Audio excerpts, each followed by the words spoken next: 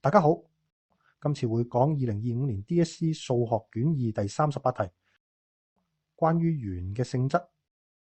如果你未做呢條嘅話，請你先暫停影片，試一試，做完再睇對答案。而家開始，藍色嘅一句 AC 係直徑，有直徑就有直角，所以連接 AD，角 ADC 等於90度，半圓上嘅圓周角。黃色嘅一句 TD 係源於 D 嘅切線，交錯弓形圓周角，角 CAD 等於角 CDT。綠色呢一句角 BC 等於96度，用對頂角，角 DEA 都係96度，角 CDT 等於41度，同之前黃色嘅一句相關，所以我哋有兩隻41度。